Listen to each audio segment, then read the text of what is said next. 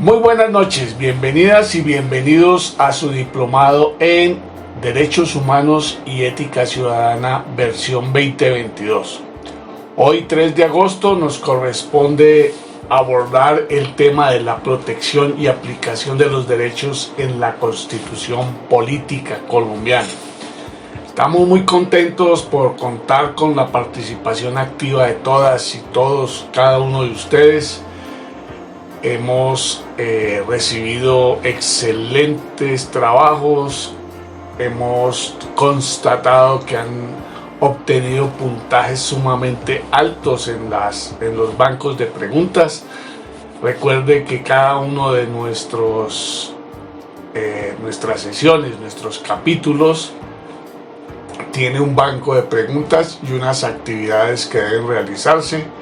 Para eso deben o acudir al blog o tienen que buscar en la parte inferior donde están los comentarios. Ahí está el link para responder el banco de preguntas.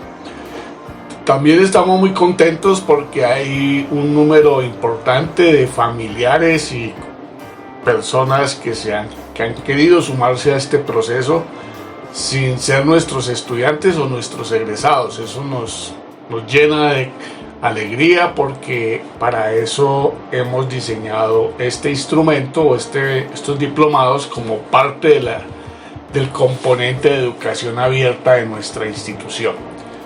Bueno, la Fundación Siglo XXI Educación para Adultos y el Colegio Siglo XXI le dan la bienvenida a todas y todos, cada uno de ustedes. Hoy el tema es sumamente interesante. Vamos a hablar sobre la aplicación de los derechos. Vamos a dividir en dos partes nuestra actividad del día de hoy. En una primera vamos a hablar de la presunción de la buena fe, que está establecida en el artículo 83. También vamos a hablar de que no se podrá exigir requisitos adicionales a los reglamentados para el ejercicio de un derecho de una actividad.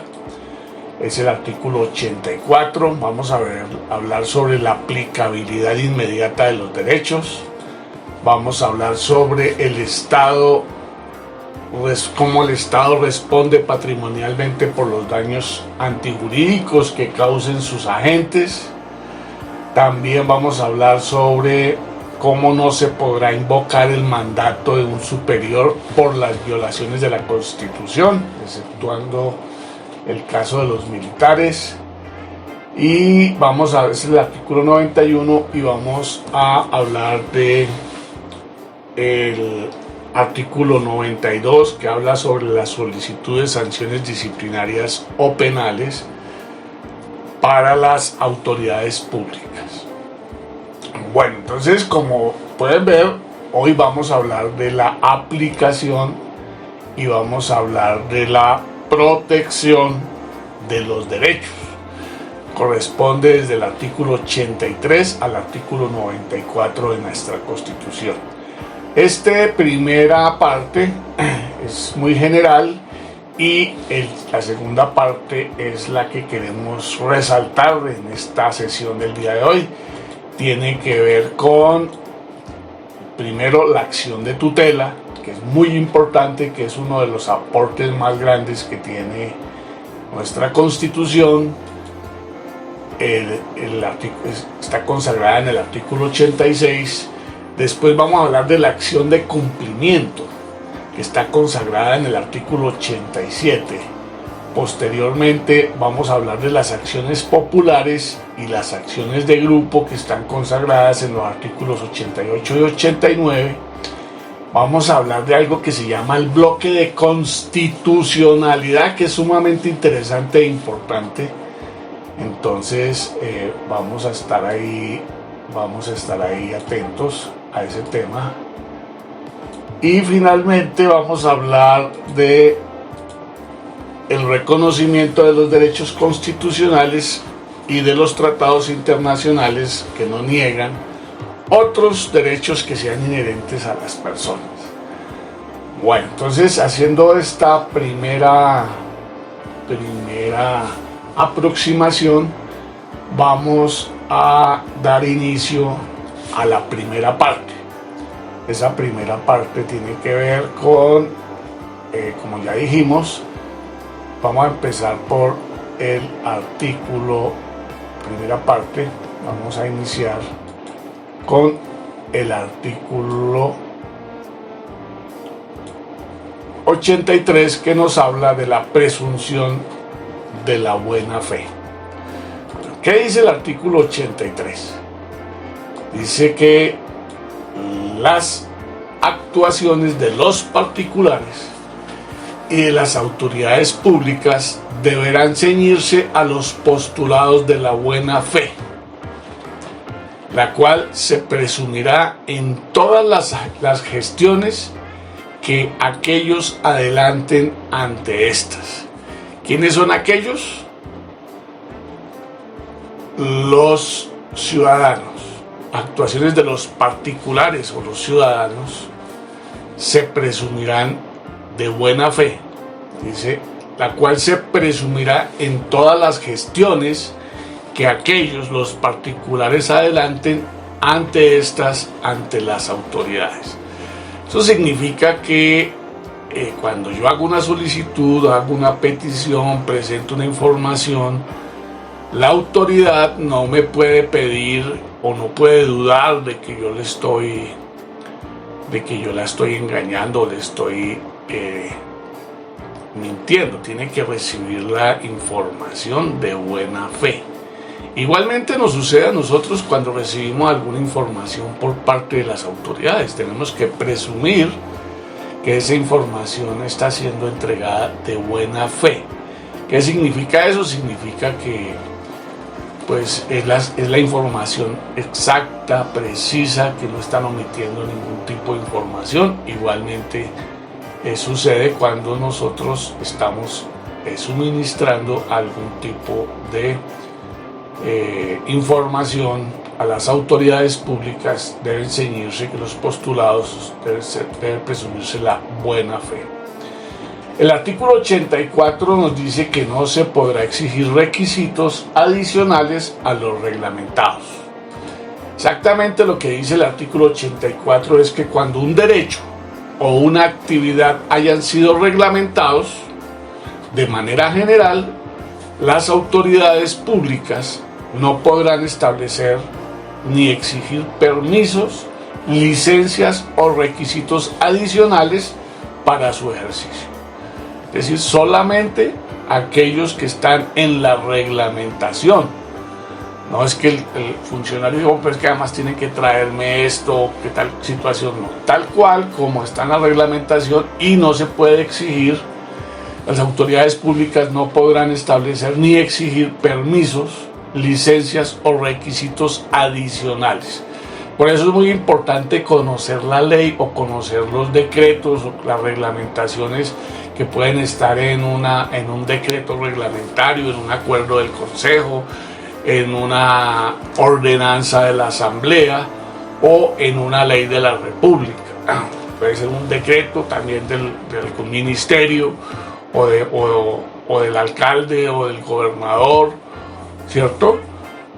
Entonces, uno, conociendo la información, tiene que tener claridad cuáles son los requisitos. No le pueden decir, pero es que además tiene que traerme tal cosa, porque eso los funcionarios no están en esa facultad, no lo pueden hacer. Tienen es que cumplir lo que la ley les haya planteado. El artículo 85 habla de la aplicabilidad inmediata de los derechos. Este es un artículo muy simpático porque dice, son de aplicación inmediata los derechos consagrados en los artículos 11, 12, 13, 14, 15, 16, 17, 18, 19, 20, 21, 23, 24, 26, 27, 28, 29, 30, 31, 33, 34, 37 y 40.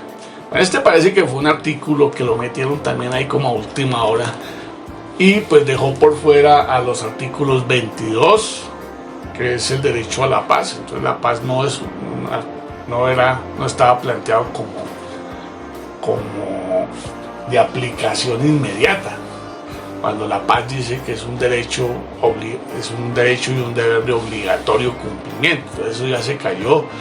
y la Corte Constitucional dijo que no, que la paz, pues cómo no va a ser un derecho fundamental, y además es de obligatorio cumplimiento. El artículo 25 también fue suprimido de esa lista de los que son de aplicación inmediata, que habla sobre el derecho al trabajo. Imagínense que el trabajo no es un derecho de aplicación inmediata. Lo que pasa es que son derechos que son progresivos. No se pueden, son derechos colectivos.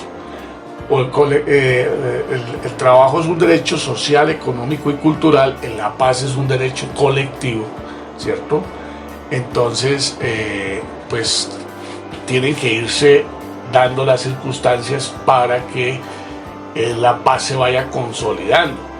Tienen que darse las condiciones para que el derecho al trabajo pueda garantizarse a las personas.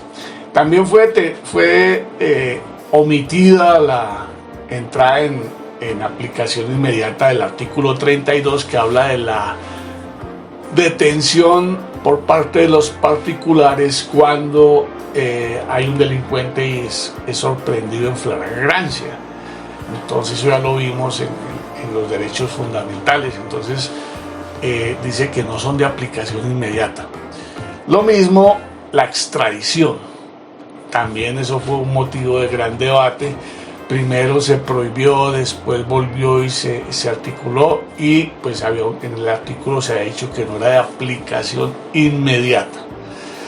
Pero hay dos artículos que sí, pues digamos, no tienen sentido, porque pues son derechos fundamentales, que es el derecho de asociación, el artículo 38, que no aparece ahí, y el artículo 39, que es la libertad para crear sindicatos. Pues esto la Corte Constitucional ya lo superó, pero ahí sigue nuestra Constitución, ya hoy no tiene mayor vigencia. Todos los derechos son de aplicación inmediata. Otra cosa es que tengan que ser progresivos en su aplicación.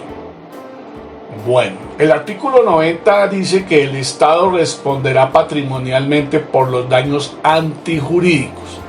¿Qué significa eso? El Estado responderá patrimonialmente por los daños antijurídicos que le sean imputables, causados por la acción o la omisión de las autoridades públicas. Es decir, si a mí me produce, si una decisión de un alcalde, de un gobernador, de un funcionario, puede ser un policía, puede ser un soldado, un integrante de las fuerzas militares, causa daños antijurídicos, es decir, están actuando en contra de la ley. Entonces, cuando el Estado dice que el Estado responderá patrimonialmente, es decir, que indemnizará, ¿cierto?, por los daños cometidos en contra de la ley que le sean imputables, ¿cierto?, causados por la acción o la omisión de las autoridades públicas. En el evento de ser condenado el Estado a la reparación patrimonial de uno de tales daños que haya sido consecuencia de la conducta dolosa, es decir, de mala fe, a sabiendas de que se estaba actuando en contra de la ley, conducta dolosa o gravemente culposa de un agente suyo, aquel deberá repetir contra este. Es decir, que si el Estado está siendo condenado a hacer una reparación a un ciudadano, a una ciudadana, por una acción abusiva en contra de la ley por parte de un funcionario público, el Estado pues tiene que pagar patrimonialmente, hacer la indemnización, pero debe repetir contra el funcionario que fue el que generó esa conducta. Entonces, aquel deberá repetir contra este. Es decir, que el Estado debe demandar al ciudadano que en ese tiempo, en ese momento, tenía la condición de funcionario público, que tomó la decisión u omitió la obligación de hacer algo, y repetir para que esa persona, con sus propios recursos, con su pecunio indemnice y ayude a resarcir el daño patrimonial que le está generando al Estado. Eso quiere decir que los funcionarios públicos, cuando omiten el cumplimiento de la ley o actúan en contra de la ley, al ser sancionado el Estado por esa acción antijurídica, esa acción en contra de la ley, contra de las normas, está generándose un detrimento patrimonial, porque el Estado puede ser demandado por esa situación, y los particulares, la persona que está cumpliendo esa labor, puede ser alcalde, puede ser gobernador, puede ser policía, puede ser cualquier autoridad ambiental, cualquier autoridad, tendrá que el funcionario que cometió esa situación, que puede ser que actuó al margen de la ley, por fuera de la ley, o omitió. Acuérdense que los funcionarios públicos pueden ser sancionados por dos cosas. Nosotros dijimos que los particulares nos pueden investigar por incumplir la ley, la Constitución o las leyes. Pero a los funcionarios públicos también deben cumplir la ley, pero además se les puede sancionar por incumplir sus funciones u omitir las funciones, o extralimitarse en el uso de sus funciones. Puede ser que estén haciendo algo para lo cual no están previamente autorizados, previamente facultados. Cada cargo público tiene unas funciones. Entonces, esas funciones son las que hay que revisar. Entonces, cuando el Estado o alguno de sus agentes omiten o incumplen de manera dolosa el cumplimiento de una norma, entonces el Estado puede responder. Si hay un daño en los particulares, puede responder de manera patrimonial, es decir, con indemnizaciones. El artículo 91 nos dice que no se podrán invocar la orden de un superior por las violaciones de la Constitución. En caso de infracción manifiesta de un precepto constitucional en detrimento de alguna persona, el mandato superior no exime de responsabilidad a la gente que lo ejecuta. Ojo, porque esto, además dice que los militares en servicio quedan exceptuados de esta disposición. Respecto de ellos, la responsabilidad recaerá únicamente en el superior que da la orden. Eso es relativamente cierto, porque la Corte ya ha dicho que también los subalternos, aunque tengan una cadena de mando y de obediencia muy fuerte, como pasa en el ejército, y es que si usted no cumple, si usted desobedece, lo pueden castigar por desacato, por desobediencia, incluso pueden hacerle hasta un consejo de guerra. Entonces, ya la Corte ha dicho que, por ejemplo, frente a las ejecuciones extrajudiciales, así un superior le dé la orden a un soldado de matar a alguien que está inerme, que es un campesino, como ha pasado, que ya se demostró, entonces esa persona puede negarse válidamente. Ahora, lo que hemos sabido después es que los que se han negado en esas situaciones, por ejemplo, también los han matado. Es un tema muy complicado, pero digamos que en regla general nadie podrá invocar que porque le dieron la orden entonces va a cometer una barbaridad o va a violarle el derecho a alguien. La infracción manifiesta de un precepto constitucional en detrimento de alguna persona, el mandato superior no exime de responsabilidad a la gente que lo ejecuta. Bueno, entonces eso lo plantea también el artículo 91. El artículo 92 nos habla de la solicitud de sanción disciplinaria o penal de las autoridades públicas. Dice, cualquier persona, natural o jurídica, podrá solicitar de la autoridad competente la aplicación de las sanciones penales o disciplinarias derivadas de la conducta de las autoridades públicas. Si yo veo que el alcalde, que el secretario, cualquier funcionario no cumple con las funciones para las que fue creada su cargo, entonces cualquier persona puede solicitar ante la Procuraduría si es una acción disciplinaria o ante la Fiscalía si es una acción penal, ¿cierto? Que se cumpla, o sea, que se sancione la conducta de esas personas. Claro, hay que tener pruebas.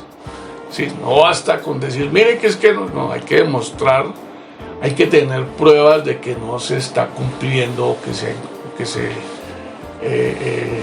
está extralimitando o la situación concreta.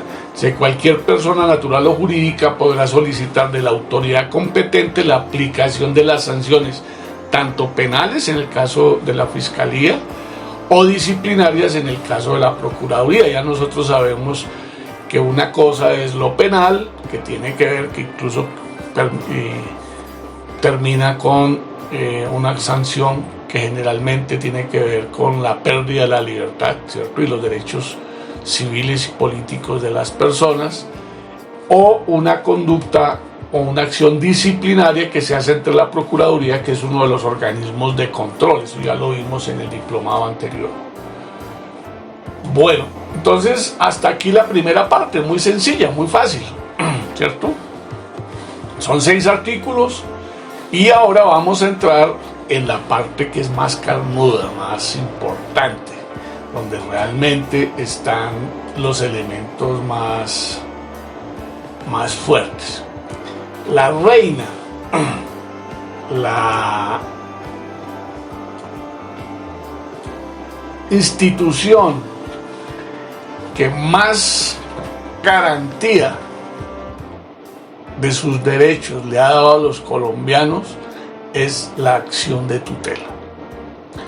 La acción de tutela es, digamos, el elemento que permite que un ciudadano cualquiera, ante una acción del Estado o de un particular que viole sus derechos, pueda interponerse ante cualquier juez y de manera pronta, rápida, ágil, pues máximo 10 días, esa autoridad, ese juez, tiene la obligación de pronunciarse para decir si efectivamente le están o no le están violando sus derechos fundamentales, y de esa manera da la orden para que se cumpla o se omita, dependiendo de lo que esté solicitando la persona. Todos tenemos grandes reparos por la lentitud, la falta de imparcialidad, a veces la corrupción que se presenta en el trámite de los procesos judiciales. Las mismas autoridades judiciales reconocen que en Colombia el 98% de los delitos no llegan a una condena o a una sanción o a una absolución, ¿cierto? Eso significa que tenemos una justicia muy débil.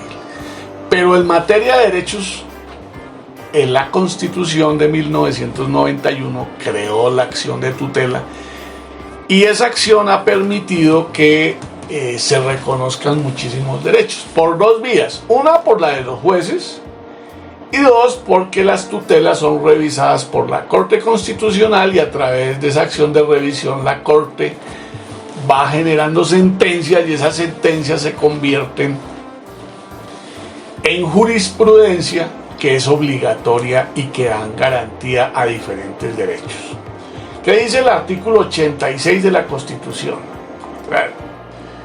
dice que toda persona tendrá acción de tutela para reclamar ante los jueces en todo momento y en todo lugar,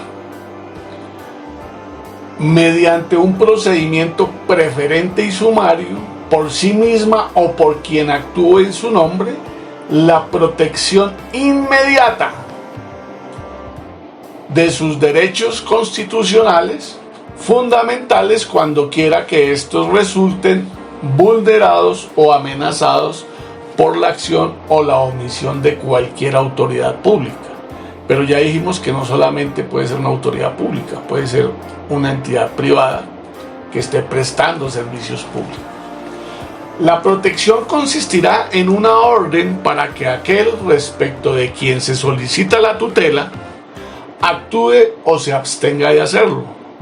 El fallo, que será de inmediato cumplimiento, podrá impugnarse ante el juez competente y en todo caso éste lo remitirá a la Corte Constitucional para su eventual revisión, que decía hace un momento.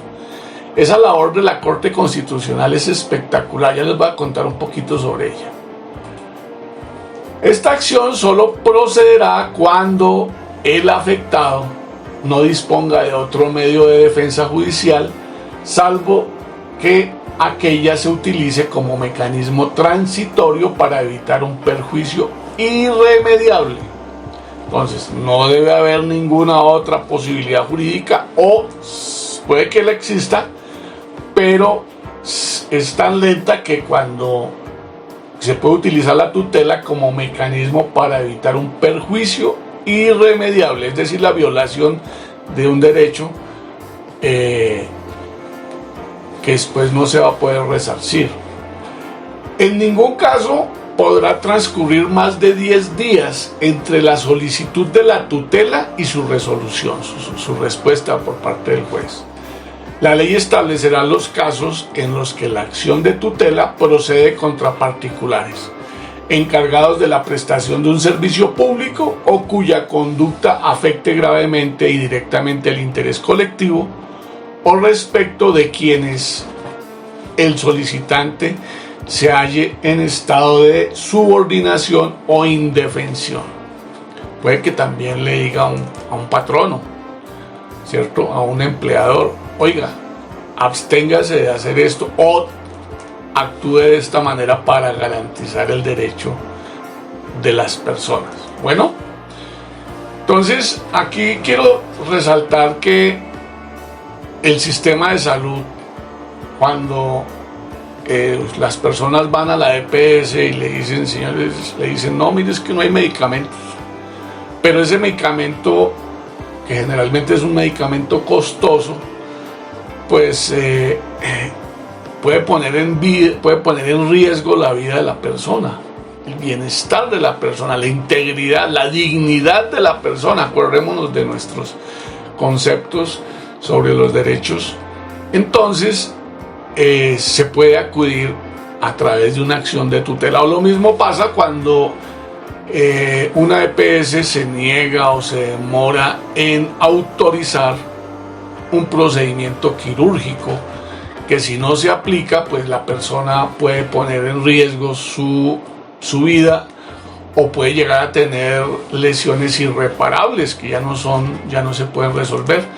Entonces son muy usuales esas sentencias de las tutelas contra las entidades prestadoras de salud. Entonces inmediatamente el juez da la orden, la EPS tiene que cumplir, o si no, pues el representante legal, además de las acciones a que haya lugar, puede irse detenido, puede tener una sanción como por desacato. Entonces son de obligatorio cumplimiento. Esta acción en otras partes, en otros países, se llama la acción de amparo. Entonces tiene como propósito garantizar el cumplimiento de los derechos fundamentales, que fue la primera categoría que vimos. Vimos derechos fundamentales, después vimos los económicos, sociales y culturales, y después vimos los colectivos y el medio ambiente. Entonces, esa primera categoría que ya ahorita la miramos, cuando miramos quiénes eran los de aplicación inmediata, ahí están los derechos fundamentales. Son los que, en esencia, la Constitución plantea que podrán interponerse acciones de tutela. Pero también dijimos y hemos dicho en varias sesiones, por ejemplo, que cuando hablamos del trabajo, los alcaldes tienen la obligación de restablecer el espacio público, pero no lo pueden hacer si no le garantizan a las personas que están laborando en el espacio público una reubicación donde puedan mantener su trabajo, ojalá mejorarlo.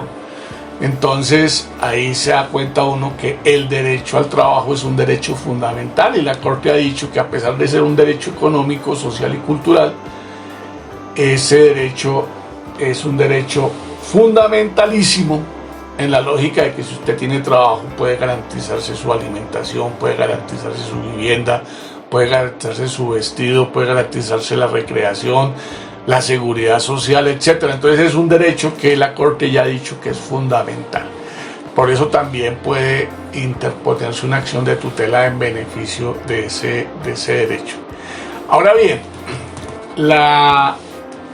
los temas más importantes que el Congreso de la República no ha reglamentado, que tiene la función constitucional de reglamentar. Entonces, los temas más álgidos, por ejemplo, el aborto, la adopción de menores por parte de personas con identidad y orientación sexual diversa, la eutanasia, esos temas que el Congreso debía reglamentarlos, pero que tocan mucha sensibilidad y que nadie quiere ser responsable por ese tipo de acciones. No tienen la valentía para tomar esas decisiones porque tienen un costo político, y entonces ellos prefieren no asumir ese tipo de costos. Los ha venido desarrollando y los ha venido reglamentando la Corte Constitucional, porque cuando alguien viola ese derecho que tienen las personas, por ejemplo, con identidad o orientación de género diversa, les niegan la posibilidad de adoptar a un niño que tiene la opción de poder ir a un hogar y tener esa protección, ellos interponen una tutela. Generalmente los jueces la niegan. No, mire, eso no está permitido, ¿cierto? Pero ese es el criterio del juez, ¿cierto? Es el criterio del juez. Esa tutela pasa a revisión de la Corte. Y la Corte sí se ha caracterizado por hacer una interpretación, digamos que positiva, progresista, moderna, garantista de los derechos fundamentales de las personas. Todos los derechos que hoy tienen los indígenas, derecho a la consulta previa, derechos de diferente naturaleza que no están en la Constitución, se han podido desarrollar, se han podido reconocer gracias a la revisión de la Corte Constitucional en ese sentido. Los derechos de las personas víctimas del conflicto, la Corte Constitucional ha hecho un seguimiento juicioso y le ha pedido al Estado y le ha exigido al Estado que deje recursos, que defina procedimientos adecuados, que sea más transparente en el manejo de esos recursos y la asignación de los mismos para la reparación de las víctimas en Colombia. Y hay toda una cantidad de sentencias en ese sentido. Entonces, la acción de tutela y la revisión que hace la Corte, yo diría que frente a los temas más importantes de reconocimientos de derechos, se han podido desarrollar a través de esa acción de revisión de la Corte. Entonces, de la Corte Constitucional. Buena parte de las libertades y del reconocimiento de nuevos derechos o de la aplicación de derechos que antes se hacían de manera restringida, la Corte los ha reglamentado para que los diferentes despachos, entidades, autoridades o los particulares tengan que cumplirlos y garantizarlos de manera importante. Entonces, repito, la acción de tutela es una de las reinas, uno de los elementos fundamentales que la Constitución de 1991 nos dotó para poder garantizar nuestros derechos. Yo hace algunos meses tuve que poner una tutela. A mí me sacaron unos partes y yo no me di cuenta, y cuando me di cuenta la Secretaría de Movilidad me embargó por jurisdicción coactiva un bien inmueble que yo tenía, y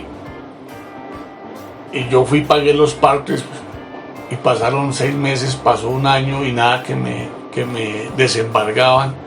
Me tocó establecer una acción de tutela para que la Secretaría de Movilidad, de manera ágil, ahí sí, cuando hay la orden de un juez, ahí sí inmediatamente sacaron la resolución y me levantaron el embargo. Entonces, dense cuenta que de pronto cada uno de ustedes tendrán conocimiento, les ha tocado personalmente a un familiar, un amigo, un vecino.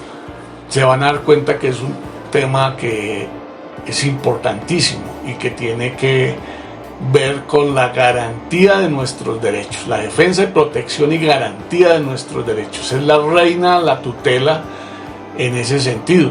Entonces, para los jóvenes, por ejemplo, cuando los expulsaban porque no se peluqueaban, o no los dejaban ingresar, o porque se ponían un piercing, cosas de esas, la Corte es la que finalmente ellos han interpuesto una acción de tutela porque le están violando el derecho a la educación, que es un derecho fundamental en los jóvenes y en los niños. Entonces ha sido la Corte Constitucional, en revisión por acciones de tutela, que se ha venido generando y se han venido dando los lineamientos para que se garantice el ejercicio de esos derechos. Entonces quiero llamar la atención sobre ese tema. La acción de cumplimiento. Bueno, entonces la Constitución del 91 nos dejó cuatro acciones que son muy interesantes: la acción de tutela, la acción de cumplimiento, las acciones populares y las acciones de grupo.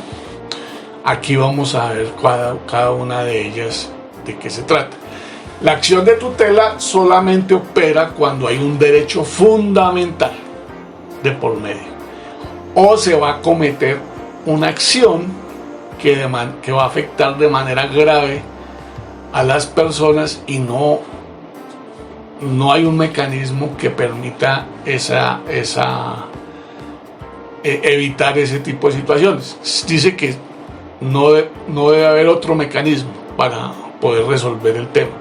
Si yo puedo poner una demanda civil, etcétera, pues entonces no me van a recibir la tutela, porque no, salvo que la decisión que está a punto de tomarse o que han tomado me afecte de manera grave mi integridad o mis derechos fundamentales. Entonces, para eso sirve la acción de tutela. La acción de cumplimiento, y es que es otra acción, dice la Constitución, que toda persona podrá acudir ante la autoridad judicial para hacer efectivo el cumplimiento de una ley o de un acto administrativo. Una ley puede ser efectivamente la Constitución, puede ser una ley, puede ser un decreto del Ejecutivo, puede ser una ordenanza, puede ser un acuerdo del Consejo. Entonces dice, toda persona podrá acudir ante la autoridad judicial para hacer efectivo el cumplimiento de una ley o un acto administrativo. En caso de prosperar la acción, la sentencia ordenará a la autoridad renuente el cumplimiento del deber omitido. La tutela no les gusta no le gusta a los funcionarios públicos. Cuando les interponen una tutela los ponen a correr. No les gustan los derechos de petición, que es, digamos, el camino, el instrumento más sencillo que está en el artículo 23 de la Constitución, que ya lo vimos que es un derecho fundamental, que es el derecho a acceder a la información. No les gusta y se ponen bravos, ¿cierto? Mucho menos una acción de tutela, y mucho menos les gusta que les interpongan una acción de cumplimiento. Entonces, para eso, pues hay que tener, se puede hacer ante un juez administrativo. Si no hay un juez administrativo, toca hacerlo ante el tribunal contencioso, ¿cierto? Esa solicitud, ¿cierto?, ante la autoridad para hacer efectivo el cumplimiento de una ley. Entonces, la ley no es optativa para los funcionarios. Yo voy a ver si puedo cumplir la ley o si a mí me gusta o no me gusta, que entonces yo la cumplo o no la cumplo. Entonces, en la medida en que nosotros como ciudadanos conocemos la ley, conocemos la función del Estado, que ya sabemos que una de sus funciones es garantizar nuestros derechos, si un funcionario está omitiendo el cumplimiento de la ley, yo puedo colocar sin ningún otro requisito, el único requisito que me piden es que le haya solicitado por escrito al funcionario que la cumpla. Pero si él no me responde, o si él me dice que no le corresponde al cumplirla, entonces ahí sí yo puedo, de manera sencilla, puedo acudir ante el juez administrativo para que me garantice ese derecho que yo tengo, que la ley se cumpla en caso que esté afectando o me vaya a afectar y no la estén cumpliendo los funcionarios. Eso está establecido en la ley 393 de 1997. Es un procedimiento sumario ante jueces administrativos, ¿no es cierto? La puede interponer cualquier ciudadano contra autoridad que hace omisión. Tiene la obligación el juez de fallarla o decidir en 20 días y le puede dar otros 10 días adicionales al funcionario para que la cumpla. Entonces es un instrumento que no lo usamos tanto como la tutela, pero que deberíamos, porque es que el cumplimiento de la ley es el elemento fundamental para que nuestros derechos los podamos ejercer. Sí, generalmente esa violación o ese incumplimiento está asociado también con la violación de derechos. Si no lo cumplen, pues les da arresto y puede ser objeto de, dependiendo de la situación, pues una acción disciplinaria donde la Procuraduría los investigue y los pueda sancionar incluso con la destitución, o incluso puede llegar a temas de orden penal. Entonces ya vamos en dos mecanismos para la protección y defensa de los derechos: la acción de tutela y la acción de cumplimiento. Entonces, los funcionarios, cuando se posesionan en cualquier cargo, ¿cierto?, dicen, ¿cuál política se va a posesionar el presidente? Lo primero que dice es: me comprometo a cumplir la Constitución y las leyes. Las leyes las hace el Congreso, pero también hay otras leyes chiquitas que las hacen las asambleas, que rigen solamente en los departamentos, y hay otras que las hacen los consejos y que solamente rigen en el respectivo municipio donde es proferida. Pero son normas y tienen ese valor normativo de la ley. Entonces el alcalde, cuando se posesiona, dice: yo me comprometo a cumplir la Constitución, la ley y los acuerdos del consejo. Lo mismo los gobernadores. Entonces, si no la cumple, está la acción de cumplimiento. Para eso, ¿qué tenemos que hacer los ciudadanos? Pues conocer la ley. Que eso es muy alto. Bueno, pues ese es el costo de poder entender cuál es la función del Estado, cuáles son las funciones de cada funcionario o de cada dependencia, de cada entidad, y poder acudir para que me garanticen o me presten los servicios que la ley me da derecho, porque yo soy ciudadano o ciudadana. Entonces yo no voy a que me hagan el favor, a que tengan la amabilidad. Bueno, lo puede hacer uno por cortesía, ¿cierto? Porque pues es parte de la decencia, es parte de que tenemos que ser sumamente respetuosos de las personas. Entonces uno dice, oiga, yo vengo a que me hagan el favor, ¿cierto? Pero no vengo a pedir limosna, o que si me quieren hacer el favor, no, es que la ley lo establece, la Constitución lo establece. Entonces yo no vengo a mendigar a ver si me quieren cumplir. No, la ley lo dice, usted es funcionario, usted se comprometió a cumplir la ley, pues entonces si no la cumple, pues vaya a responderle a un juez porque no la está cumpliendo, o incluso puede uno interponer una acción disciplinaria contra ese funcionario ante la Procuraduría, ¿cierto? Entonces la Constitución no solamente nos da unos derechos fundamentales, unos derechos sociales, económicos, culturales y unos derechos ambientales y colectivos, ¿cierto? Nos los reconoce. Entonces somos sujetos actuantes que podemos exigirlos, pedirlos, porque son nuestros derechos. Claro, también tenemos deberes, que fue lo primero por lo que empezamos, ¿cierto? Por mirar nuestros deberes, porque así como tenemos derechos, tenemos deberes. Entonces la ley también nos da unos mecanismos para que si los funcionarios o las entidades no cumplen, entonces nosotros podamos hacerlos cumplir, exigirlos, pedir la protección de nuestros derechos, la garantía de nuestros derechos. Llevamos dos,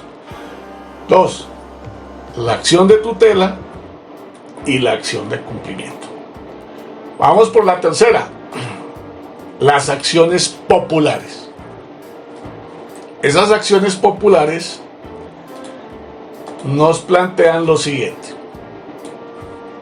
Es el artículo 88 de la Constitución. La ley regulará las acciones populares para la protección de los derechos e intereses colectivos. Pues, ojo, mientras la acción de tutela se activa porque hay una violación a un derecho fundamental que generalmente es individual, las acciones populares ya no son sobre los derechos fundamentales, sino sobre los derechos colectivos. ¿Cuáles son los derechos colectivos? Pues vamos a ver cómo dice aquí la norma. Dice, la ley regulará las acciones populares para la protección de los derechos e intereses colectivos relacionados con el patrimonio, el espacio, la seguridad y la salubridad públicos. Es decir, el patrimonio público, el espacio público, la seguridad pública y la salubridad pública. La moral administrativa, es decir, que se está violando las buenas prácticas, la ética generalmente asociada puede ser por autoritarismo, extralimitación, omisión o corrupción en beneficio de otros o de los propios funcionarios. El derecho al ambiente, la libre competencia económica y otros de similar naturaleza que se definen en ella. Entonces, ¿quién dice? Dice que la ley. ¿Cuál ley? Pues la ley que regula este tipo de acciones, tanto las acciones populares como las de grupo, es la ley 472 de 1998. También regulará las acciones originadas en los daños ocasionados a un número plural de personas sin perjuicio de las correspondientes acciones particulares. Entonces aquí también ya nos está diciendo que a esas son las acciones de grupo, que las vamos a ver. Hay dos tipos de leyes, unas que son acciones populares y unas que son acciones de grupo. Asimismo definirá los casos de responsabilidad civil objetiva por el daño inferido a los derechos e intereses colectivos. Entonces, bueno, cuando se da la violación o se puede estar en situación de realizarse alguna actividad que va a ser alguna dependencia pública, o también en el caso de los particulares, ¿cierto?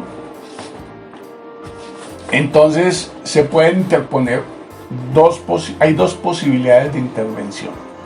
Las acciones populares buscan prevenir o restituir a su antigua situación alguna actividad que haya realizado o esté a punto de realizar alguna autoridad pública o un particular, y que va a afectar de manera grave estos derechos que hemos hablado: el derecho al ambiente, el derecho al espacio público, al patrimonio, la seguridad, la salubridad, ojo, el derecho al ambiente, la contaminación, el derecho. Si yo veo eso, entonces yo puedo interponer una acción popular. Esa acción popular la puede interponer cualquier ciudadano, y esa acción popular se diferencia de las acciones del grupo porque no pretende ningún resarcimiento, ninguna indemnización por parte de la autoridad que la va a realizar. Entonces no estamos pidiendo que nos indemnicen porque nos han perjudicado o nos van a perjudicar. Generalmente nos han perjudicado. Entonces es como un poco como la acción de cumplimiento, como la acción de cumplimiento. Pero aquí lo que se está pretendiendo es que el funcionario o la entidad deje de hacer algo que nos va a afectar y que nos va a afectar nuestros derechos, o que si ya lo hizo, lo restituya y vuelva a la situación anterior. Y esa acción la puede poner cualquier persona, ¿cierto? Cualquier persona. También se coloca ante un juez administrativo, ¿cierto? Si es el actor una entidad pública, o un juez civil si el actor es un privado, ¿cierto? Y también tiene una celeridad. Los jueces tienen la obligación de darles trámite de manera importante, preferencial en los despachos, y pues esas como las acciones populares. Entonces, cuando nosotros vemos que alguna entidad va a realizar una obra, va a hacer una reubicación de vendedores, va a cambiar el sitio del relleno sanitario y nos lo van a poner cerca a un lugar de residencia, o se va a contaminar una quebrada, ¿cierto? Entonces nosotros podemos interponer una acción popular. Esa acción la puede interponer cualquier ciudadano, ¿cierto? Otra cosa son las acciones, bueno, entonces hasta ahí las acciones populares. Vamos a ver cómo es el tema de las acciones de grupo. ¿Sí? Dice: además de los consagrados en los artículos anteriores, la ley establecerá los demás recursos, las acciones y los procedimientos necesarios para que puedan propugnar por la integridad del orden jurídico y por la protección de sus derechos individuales, de grupo o colectivos frente a la acción u omisión de las autoridades públicas. Eso nos lo plantea el artículo 89, ¿cierto? 89. Entonces, aquí nos referiremos a las acciones de grupo. Las acciones de grupo requieren que de manera particular participen por lo menos 20 personas que sean afectadas. 20 personas. No la puede interponer cualquier persona. Se requiere del servicio de un abogado. El abogado sabe cómo interponer una acción de grupo, y lo que se pretende con esa acción de grupo es que el que realizó la acción puede ser que también vuelva a la circunstancia anterior, pero además indemnice, es decir, le pague un recurso económico a las personas que salieron afectadas en sus derechos ambientales, generalmente colectivos, ¿cierto? Puede ser también fundamentales, individuales, Pero cada persona tiene que demostrar su condición de afectado y tienen que ser mínimo 20. Y pues tienen que presentar las pruebas para que el juez pueda establecer, ¿cierto?, si efectivamente se ha causado ese daño y ordene el resarcimiento de la situación y además la indemnización. Entonces, ojo, las acciones populares no requieren de abogado, la puede interponer cualquier persona, ni siquiera tiene que ser el afectado, puede ser alguien que actúe como una ONG, una persona de buena fe que quiera resarcir, quiera actuar en defensa del derecho colectivo de alguien o de algunas personas, ¿cierto? Mientras que las acciones de grupo sí requieren abogado y tienen un proceso de litigio mucho más amplio, incluso pues hay la posibilidad de revertir las pruebas, etcétera, y no es nada, o sea, puede demorarse mucho tiempo. Una acción de grupo es una acción que tiene un proceso, y ese proceso pues pueden haber muchos recursos, se pueden pedir pruebas, el juez puede solicitar diferente tipo de información antes de llegar a fallar para aceptarla o negarla. Si la acepta, si acepta que efectivamente hubo la vulneración de un derecho, el juez ordena que el que realizó la afectación tiene que indemnizar a las personas afectadas. Esas son las acciones de grupo. Entonces tenemos cuatro instrumentos que los ciudadanos debemos conocer y que podemos interponer en defensa de nuestros derechos. La acción de tutela, cuando los derechos son individuales, me están afectando y tienen que ver con mis derechos fundamentales. La acción de cumplimiento sobre el cumplimiento de cualquier norma, constitución, ley, decreto que lo establezca y los funcionarios sean omisos o no cumplan esa función, y esa función me está afectando o está afectando a un grupo de personas, entonces yo puedo interponer la acción de cumplimiento. Las acciones populares, cuando una autoridad, una entidad va a realizar una acción y esa acción va a afectar de manera importante los derechos colectivos, ya no los fundamentales individuales que tiene la tutela, sino los colectivos. Entonces están las acciones populares y las acciones de grupo, cuando la afectación además ha generado un daño en las personas que tienen que probar que han sido dañadas.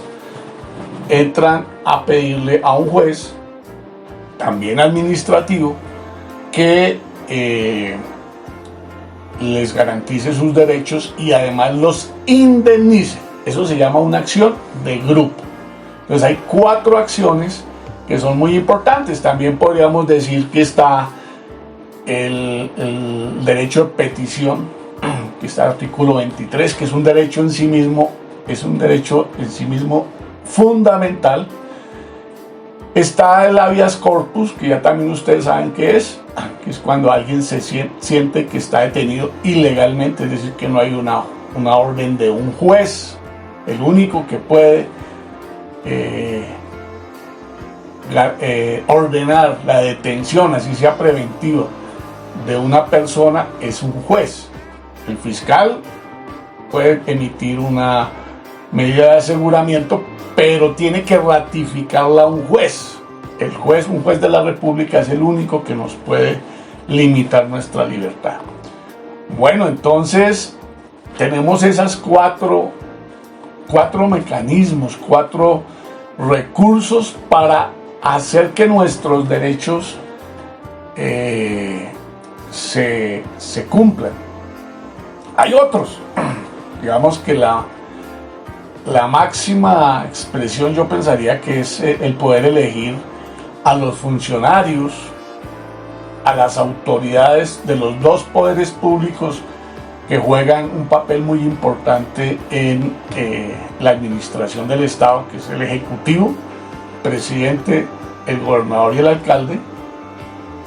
Si nosotros conocemos nuestros derechos, entramos en una relación con esos funcionarios cuando se van a elegir, cuando son candidatos, en la lógica de cómo va a ser la garantía de mis derechos y no de qué me va a dar, si me va a invitar a bailar, si me va a dar una teja, sino cómo van a ser mis derechos y cómo yo veo que sí efectivamente está comprometido con esos derechos. Y lo mismo sucede con las personas que nos representan en las juntas administradoras locales, donde hay comunas y corregimientos, o localidades, los consejos municipales, donde se toman decisiones que tienen que ver con nuestros derechos, las asambleas y el Congreso de la República, representantes y senadores. Sí, digamos que si yo como ciudadano estoy en función de la garantía de mis derechos y la de mis conciudadanos, que eso en esencia pues nos va a garantizar una sociedad pacífica, digamos que tenemos esos recursos. Hay otro elemento que es muy importante, sumamente importante, y es el famoso bloque de constitucionalidad que está establecido en el artículo 93, que dice: los tratados y convenios internacionales ratificados por el Congreso que reconocen los derechos humanos y que prohíben su limitación en los estados de excepción prevalecen en el orden interno. ¿Quiénes? Los tratados y convenios internacionales ratificados por el Congreso prevalecen en el orden interno. Es decir, que esos tratados, cuando son de derechos humanos, dice lo siguiente, el siguiente acá: los derechos y deberes consagrados en esta carta se interpretarán de conformidad con los tratados internacionales sobre derechos humanos ratificados por Colombia. Ratificados por Colombia es que yo les voy a explicar no en la que viene, sino en la siguiente, los tratados internacionales de derechos humanos que existen, tanto a nivel de las Naciones Unidas como a nivel de la OEA.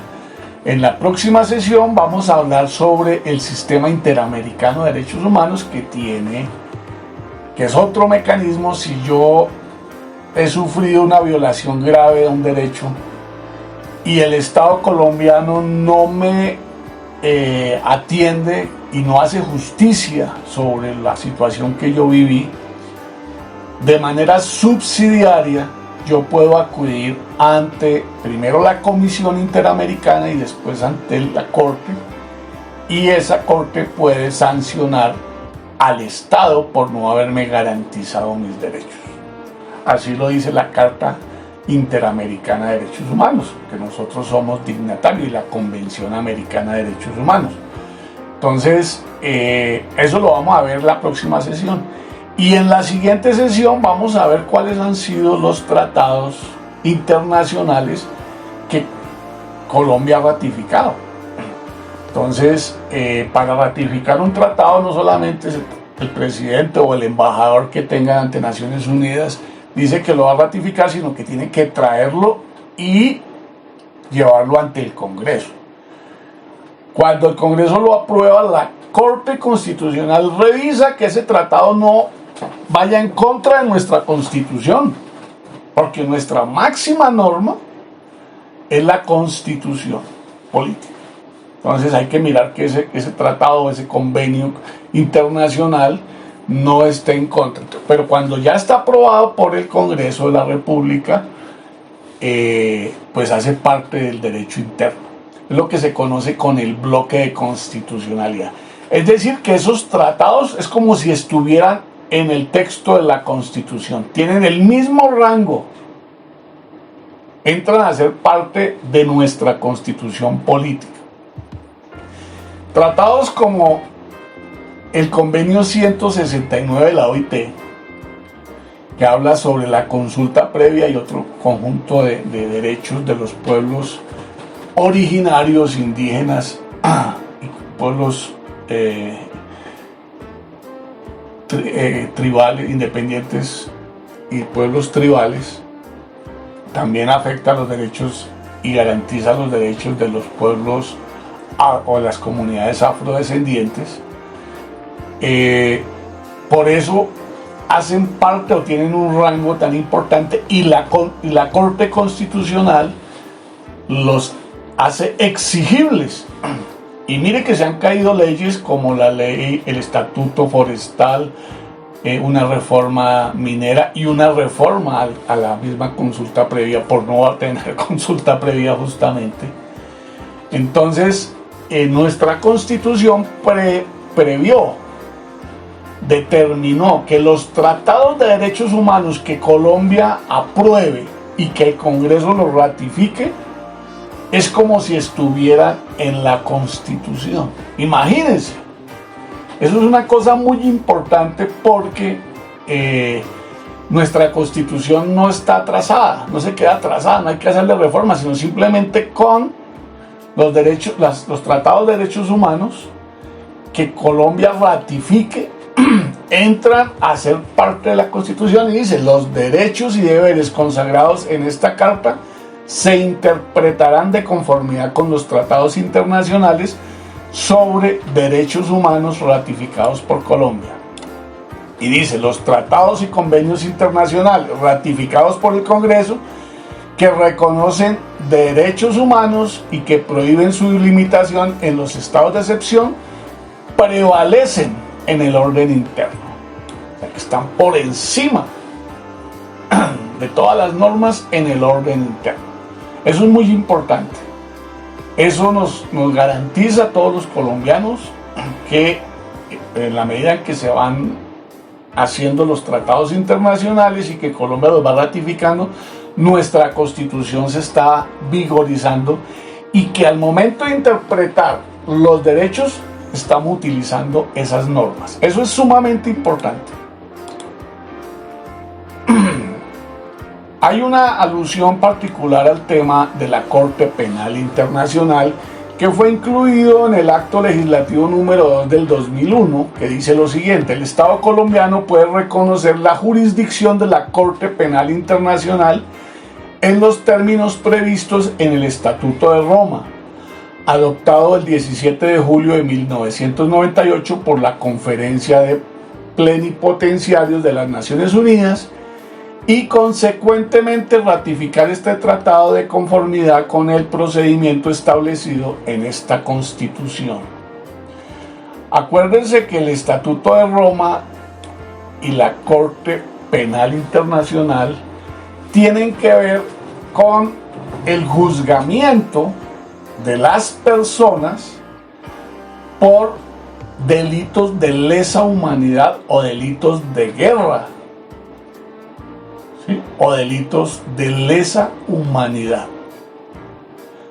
No tienen que ver nada sino simplemente con quienes han conducido las acciones de guerra.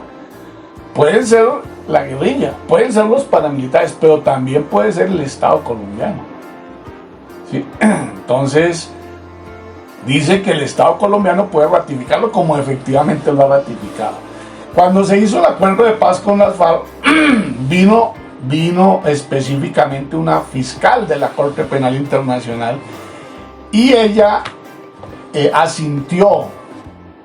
planteó que era razonable que el sistema de verdad, justicia y reparación, no constituía un mecanismo de impunidad ni de burla de la ley, porque si eso sucede, entonces esas personas que se les dio amnistía, esas personas que se les sancionó con otro tipo de delitos que no son la privación de la libertad, porque el acuerdo de paz planteó algo que estaba en un artículo que analizamos hace un momento, y es que en el caso de la conducción de hostilidades no se puede juzgar al soldado, que es el que está cumpliendo órdenes. Se juzga es a los máximos responsables, al comandante del ejército, al comandante de las FARC, al comandante de los paramilitares, ¿cierto? Entonces, ese tema es un tema sumamente delicado. porque la Corte Penal Internacional, si en un proceso, como hoy que vamos a entrar en un proceso, parece ser de paz total, con el ELN, con algunas disidencias, con diferentes actores armados que se encuentran en los territorios, ¿cierto? Pues hay que tener en cuenta este tema, porque así como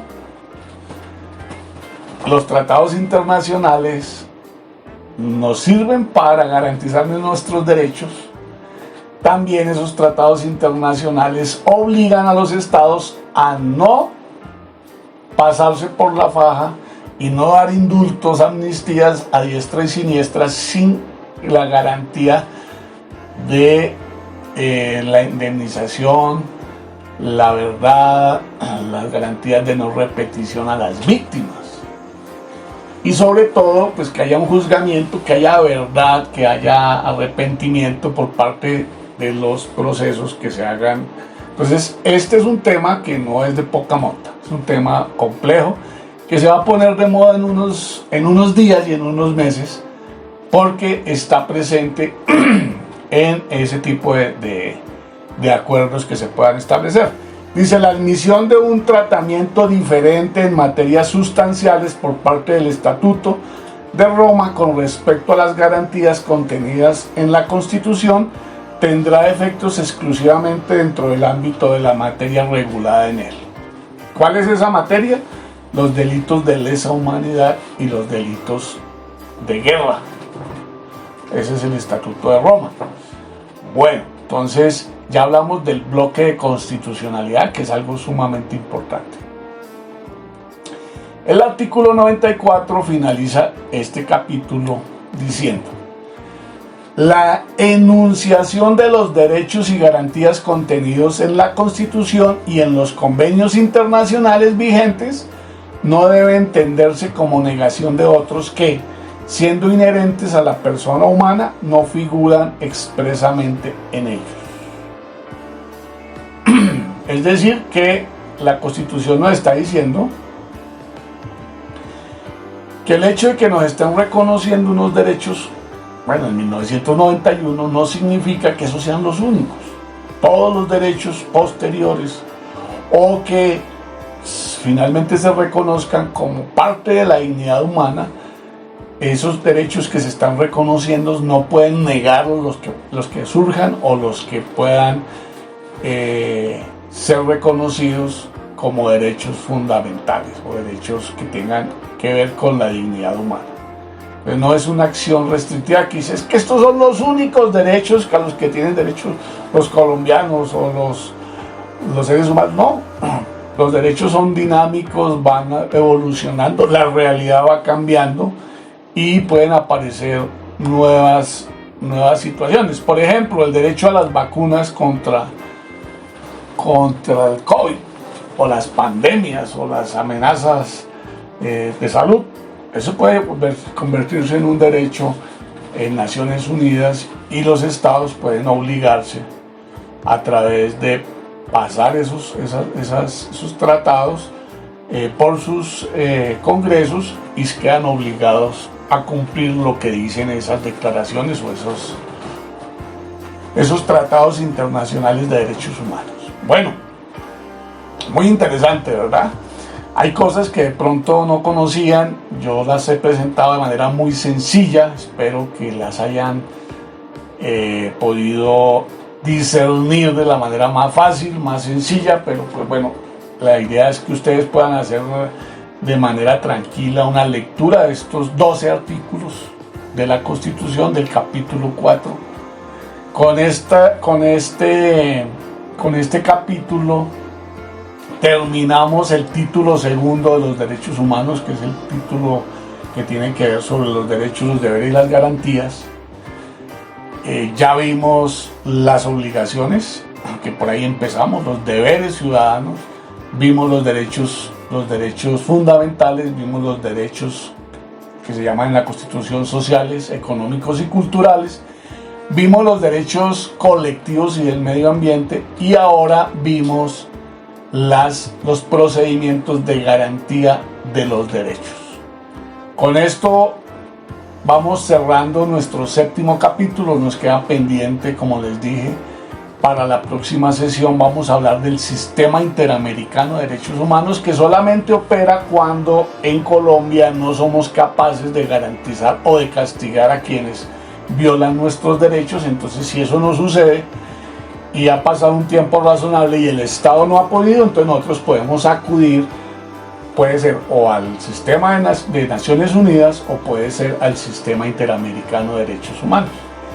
Finalmente vamos a hablar sobre los diferentes instrumentos a los que Colombia se ha comprometido, es decir, cuáles son los tratados de derechos humanos que Colombia ha ratificado tanto en el orden universal, es decir, en el sistema de Naciones Unidas, como en el sistema interamericano de derechos humanos. Entonces vamos a presentar en la sesión 9, y la última sesión vamos a hablar de la ética ciudadana a partir del ejercicio y respeto de los derechos humanos. Entonces ya estamos próximos, en 3 sesiones terminamos nuestro diplomado. Les agradezco muchísimo su atención. Nos vemos dentro de 8 días, los miércoles. No olvide darle clic a la campanita, para suscribirse al canal, y nos vemos dentro de una semana, los miércoles a las 8 de la noche. Feliz semana.